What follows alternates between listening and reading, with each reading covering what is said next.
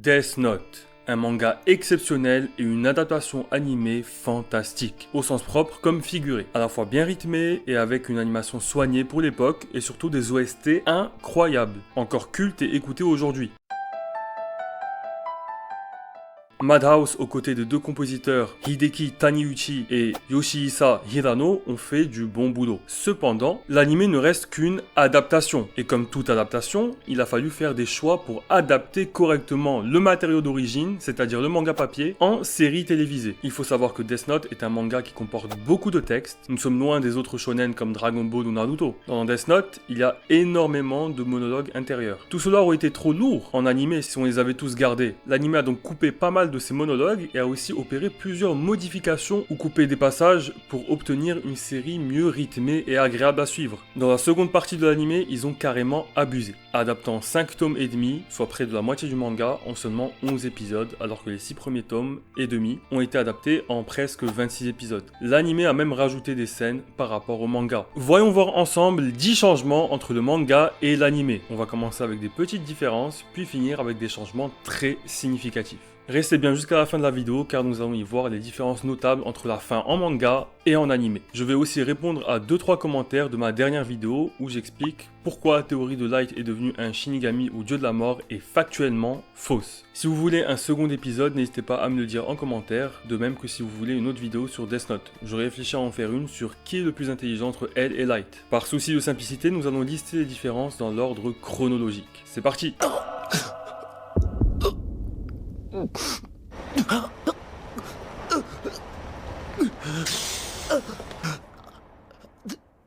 Light Yagami. Adieu, Ray Penber.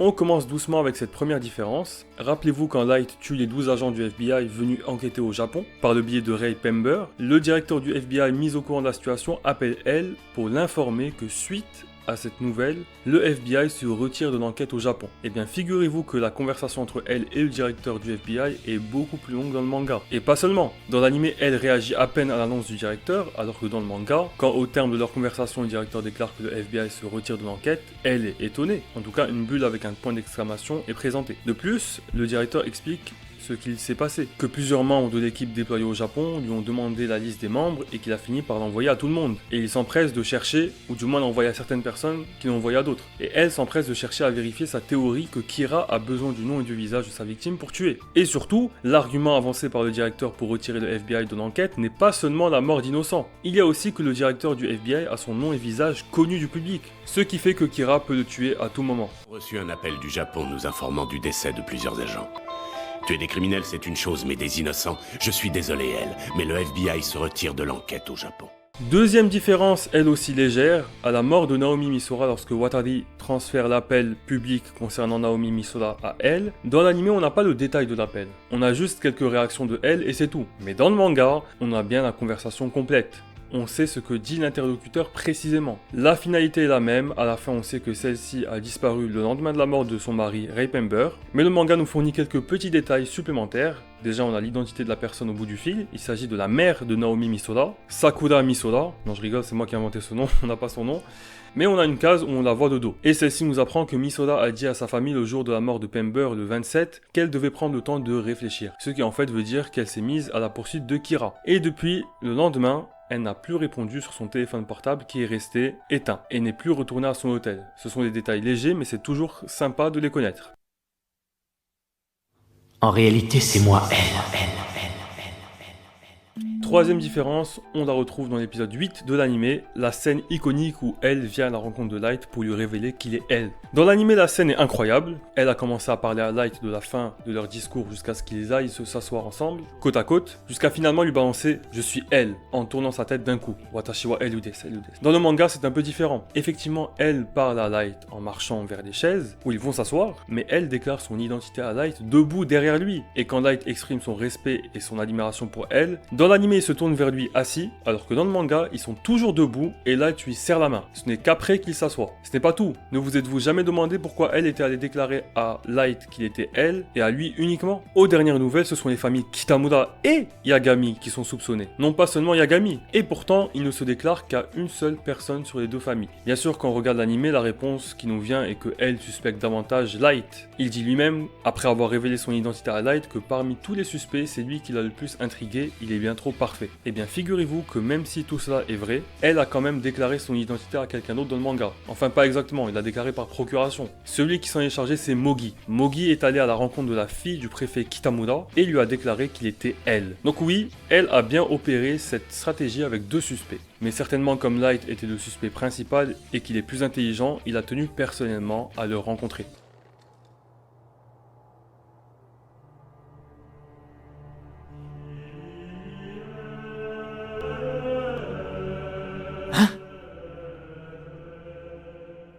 Quatrième différence, c'est pour le coup un ajout de l'anime totalement incohérent. D'ailleurs, je me suis fait la réflexion plusieurs fois. Rappelez-vous quand Misa était détenue par elle, lorsqu'elle a abandonné son droit de possession sur le Death Note, Rem a mis son doigt sur le front de Misa comme pour lui effacer la mémoire, ce qui a fait voler ses cheveux dans une pièce entièrement fermée où aucun vent ne peut circuler. En somme, il est impossible sans explication surnaturelle que cette mèche de cheveux se dresse. Elle a été interpellée, mais c'est tout. Il n'est jamais venu sur ce détail. Et le plus déroutant, c'est que même quand il a appris l'existence des Shinigami et des Death Note, il n'a pas fait le lien. Il n'a jamais repensé à ce détail. J'ai trouvé ça très bizarre et assez incohérent pour le plus grand détective du monde. Et je ne suis pas le seul d'ailleurs. Yajin Analyse, aussi dans sa vidéo sur les incohérences de Death Note, avait le même avis. Mais comme je vous l'ai dit, ce qui compte c'est le manga. Et dans le manga, à ma grande surprise, cette scène n'existe pas. Elle a été ajoutée par l'anime. Il n'y a donc aucune incohérence. Et Yajin Analyse, si tu regardes cette vidéo, je pense que tu as lu quelques extraits du manga pour faire tes vidéos, du moins à l'époque, mais pas le manga en entier. Je te conseille donc de lire le manga.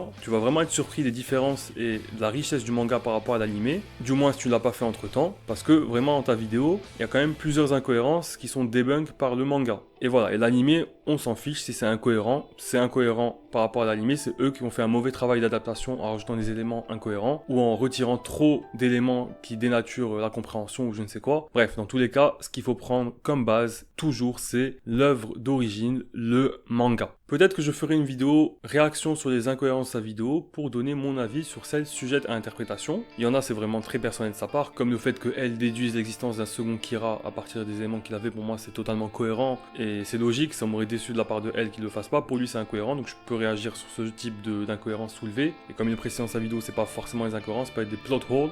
Et je peux aussi réagir aux incohérences qui en fait n'en sont pas parce qu'il y a des explications dans le manga ou que c'est des scènes ajoutées, comme je l'ai dit, par l'anime qui sont tout bonnement incohérentes. Donc voilà, n'hésitez pas à me dire dans les commentaires si vous voulez cette vidéo. Et si vous avez vu ça, la vidéo de Yajin Analyse, il a quand même fait un gros boulot derrière. Ça se voit qu'il est passionné de Death Note et ça c'est cool d'avoir des fans qui soulèvent les petits détails de l'intrigue. Allez, laisse-moi me faire pardonner.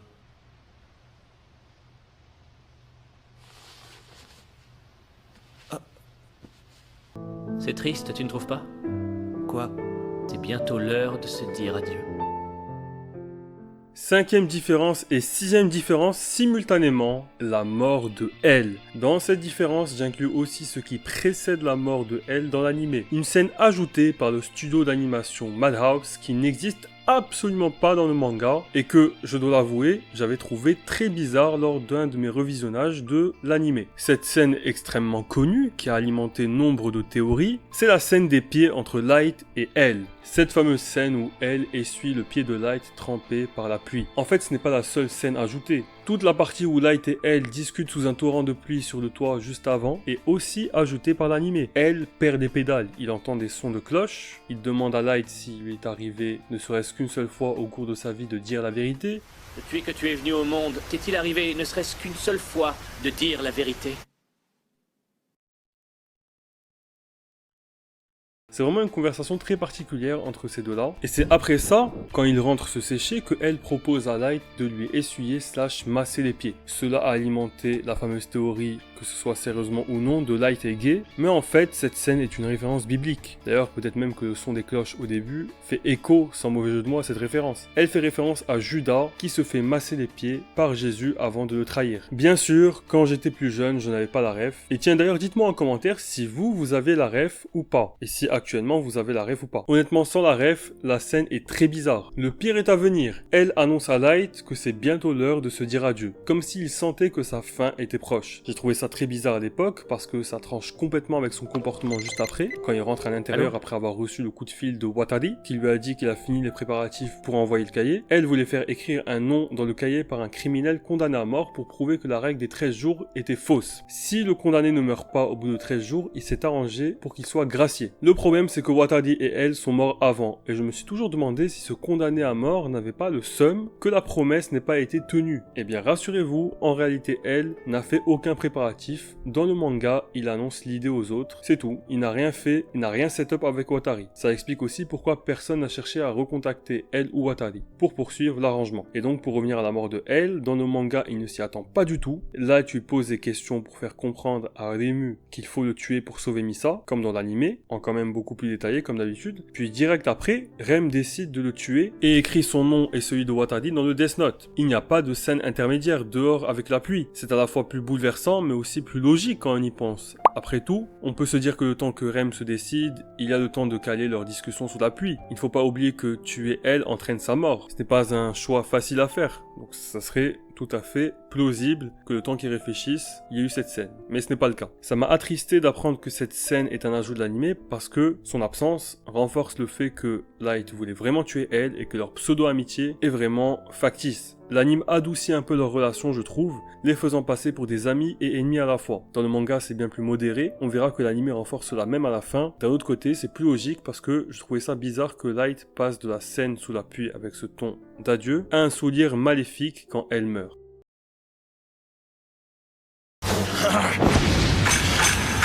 Nier!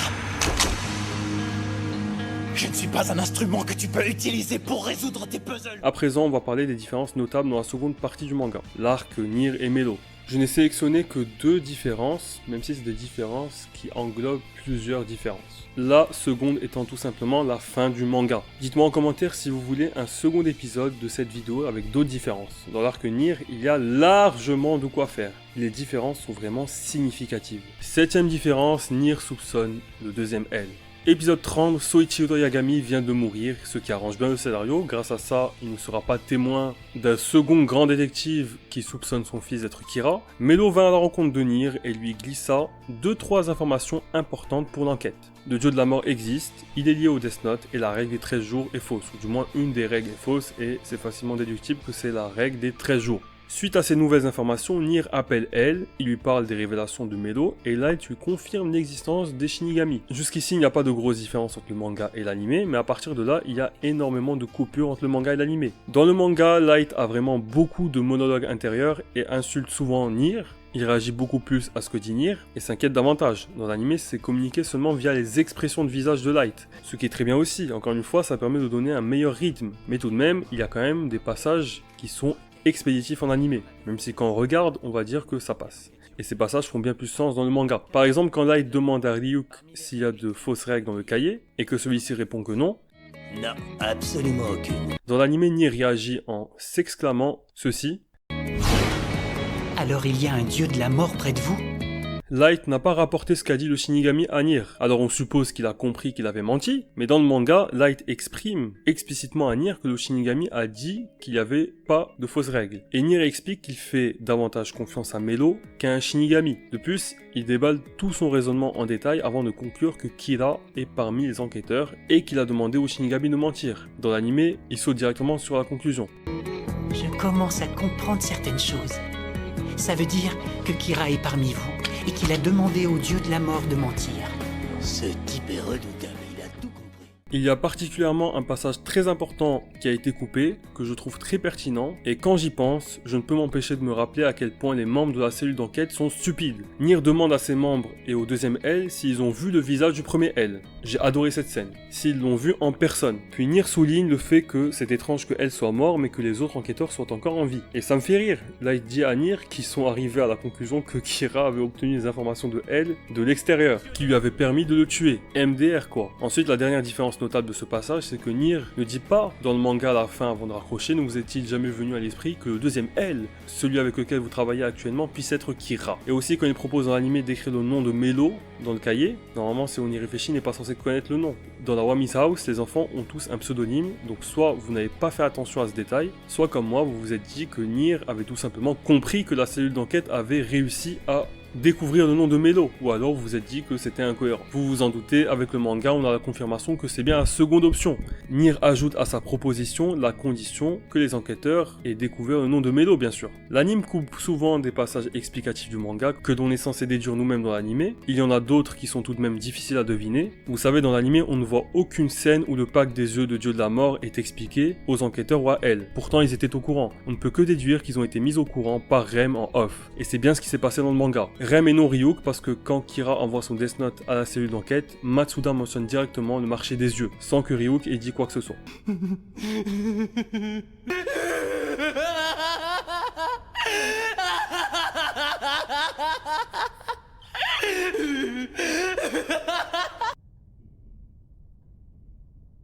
Soda. Boku ga Kira da. On arrive à la plus grosse différence entre le manga et l'anime, et c'est en fait, comme je l'ai dit, plusieurs différences ensemble. Tout simplement la fin de l'œuvre, le dernier épisode de l'anime, l'épisode 37, avec les derniers chapitres du manga. Alors comme il y a beaucoup de différences, je vais tâcher de les résumer brièvement. Le discours de Light est bien plus détaillé dans le manga que dans l'anime. Dans l'anime, il est coupé, on doit faire des liens nous-mêmes. Le monde est encore pourri. Il reste encore trop de pourri sur cette terre. Il fallait bien que quelqu'un agisse. Je l'ai su dès que j'ai trouvé le cahier. Je devais agir. Je le savais. J'étais le seul à pouvoir agir.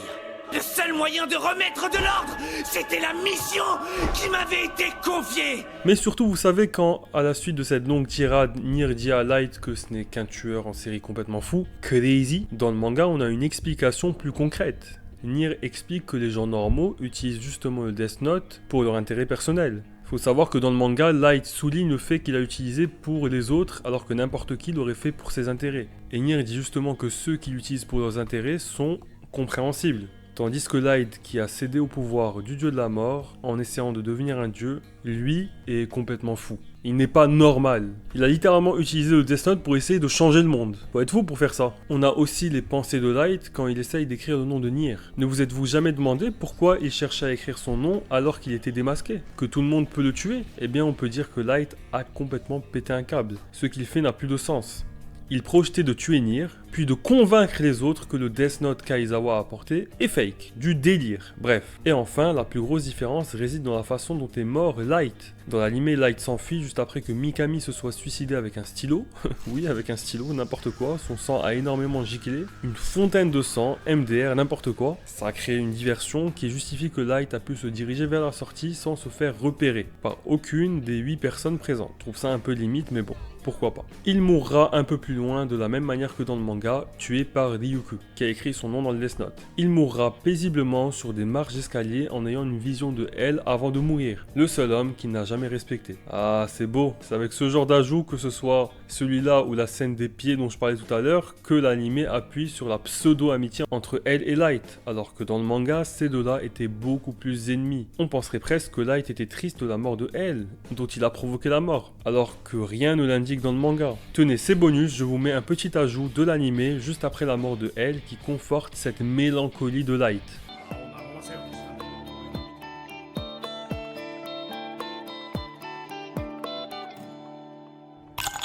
Light, 久々のデートなんだからもっと楽しそうにしてよ。 Quand Light courait complètement amoché par les balles qui s'est pris de Matsuda, dans l'anime on croirait presque qu'il regrette ses actes. Il se revoit jeune, il a un regard triste, on a de la peine pour lui. Dans le manga, l'ambiance est complètement différente. Light à terre supplie Ryuk de l'aider alors qu'il traîne à ses pieds. Il sombre complètement. Il crie sa victoire avant de constater que le nom qu'écrivait Ryuku dans le Death Note n'était autre que le sien, et non celui de Nier, mais bien celui de Light Yagami. Quand il comprend que dans 40 secondes il va mourir, il se met à crier, perd ses moyens, sombre dans la folie, sombre dans le désespoir. Il fait vraiment pitié, il est pathétique. Je ne veux pas mourir, je ne veux pas mourir, il n'arrête pas de répéter ça. Il demande à Ryuk de faire quelque chose pour arrêter sa mort programmée, mais c'est trop tard. Il devrait savoir mieux que quiconque, comme le souligne Ryuk, qu'une fois un nom inscrit dans le Death Note, on ne peut plus arrêter la mort de cette personne. C'est là qu'on a le fameux flashback qui fait suite à la scène du premier épisode où Ryuku disait à Light que ceux qui utilisent le Death Note ne vont ni au paradis ni en enfer. C'est là qu'on a la révélation, dans la dernière page du chapitre, sur fond noir, qu'après la mort, il n'y a rien. Qu'après la mort, tous les humains vont dans le néant. Autrement dit, ils cessent d'exister. C'est ce que je disais dans ma vidéo sur la théorie Light s'est réincarné en Shinigami. J'expliquais pourquoi elle était fausse, justement, parce que dans Death Note, après la mort, il n'y a rien. Et c'est vrai que Ryuk a dit que tous les utilisateurs de Death Note vont ni au paradis ni en enfer. Mais en fait, on a la révélation dans ce chapitre que s'ils vont ni au paradis ni en enfer, c'est parce qu'ils vont dans le néant, ils arrêtent d'exister, et qu'en fait, cette règle s'applique non pas seulement aux utilisateurs de Death Note, malgré la tournure de phrase de Ryuk, mais bien à tous les humains. Et on nous met ça à ce moment pour comprendre que Light va simplement cesser d'exister. Il ne va pas réapparaître dans le monde des Shinigami, dans un paradis ou un enfer, dans l'au-delà, ou que sais-je. Il va cesser d'exister, et toutes les personnes qu'il a tuées avant n'existent plus, ne sont pas témoins de ce qu'a fait Light après. Le père de Light n'a pas vu la déchéance de Light qu'on a vu dans l'épisode 37 depuis l'au-delà, ou sous forme d'âme, ou je ne sais quoi. D'ailleurs, certainement que le concept d'âme n'existe même pas dans Death Note. Voilà, c'est juste des entités de chair et de sang qui, une fois que leur vie s'arrête, meurent, c'est tout. Ça m'attriste beaucoup parce que je voulais que elle soit témoin de ce qu'ont fait ses successeurs, à savoir Nier et Melo, de voir Light sombrer, perdre, etc.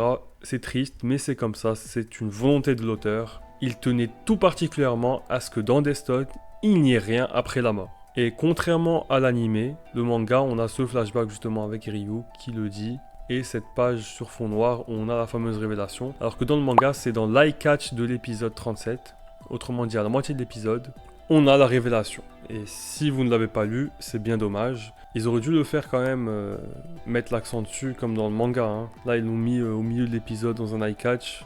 C'est un peu maladroit, je dirais.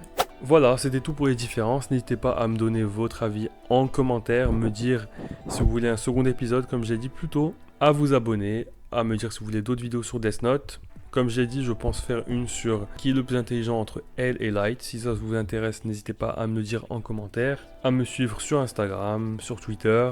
Sur ce, je vous dis Jana. Élimination! Élimination! Élimination! Élimination! Élimination! Élimination! Élimination! Élimination!